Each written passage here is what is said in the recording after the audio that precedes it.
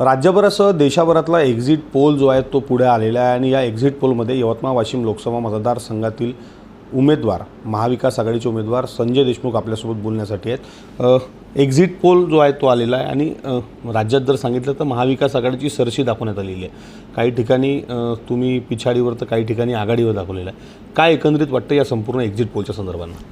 नाही, exit poll म्हणजे एक पक्का अनुमान असू नाही शकत। एक्झिट पोल अनेक वेळा खरे ठरले, अनेक वेळा माध्यमाच्या माध्यमातून अनेक एक्झिट पोल झाले, परंतु एक्झिट पोल हे सर्वच खरे ठरतील अशातला काही भाग नाही।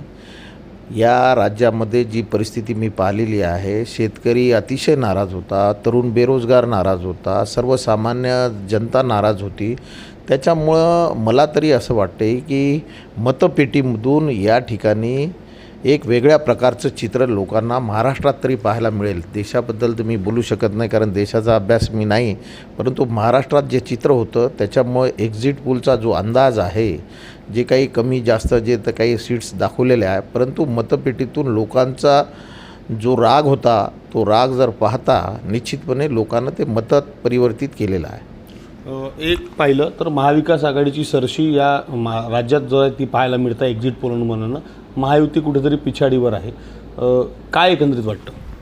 नाही, महायुती पिछाडीवरच राहणारच आहे, कारण हे जे या राज्याचे मुख्यमंत्री आणि जे काही मंत्रिमंडळ आहे ते कशा पद्धतीनं काम करून राहिलं हे सर्वसामान्य जनता उघड्या डोळ्यांनी पाहून राहिलेला आहे। शेतकऱ्याच्या मालाला भाव नाही, तरुणांना नोकऱ्या नाही, बेरोजगार तरुण अतिशय कंटाळलेले आहे, सर्वसामान्य जनतेला कोणत्याही कार्यालयामध्ये न्याय मिळत नाही। अशा अनेक प्रकार या महाराष्ट्रात घडून राहिलेले आहे। जे राज्य अतिशय प्राधान्यानं सर्व जाती धर्माच्या लोकांना घेऊन चालणारं हे महाराष्ट्र राज्य, या ठिकाणी जर चित्र पाहिलं तर तुम्ही पुण्याचं प्रकरणसुद्धा पाहिलं सर, की एक ॲक्सिडेंट होतो, डॉक्टर लोक पैसे खाऊन राहिले, पोलीस लोक त्या ठिकाणी पैशाची देवाणघेवाण होऊन राहिली आणि एका सर्वसामान्य 2 मुलांना त्या ठिकाणी चिरडून टाकण्यात आलं, परंतु त्या ठिकाणी प्रत्येक यंत्रणा प्रत्येक पदोपदी त्या ठिकाणी मॅनेज होऊन राहिलेली आहे।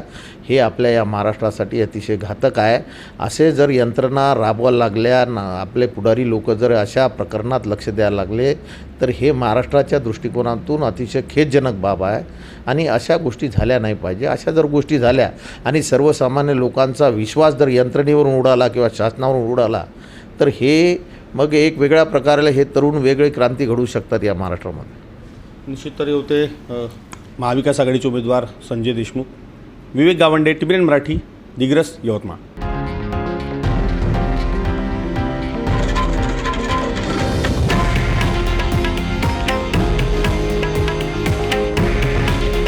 हे आहे देशातील नंबर 1 न्यूज नेटवर्क आणि आपण पाहत आहात TV9 मराठी। काळजी तुमची, हित महाराष्ट्राचं।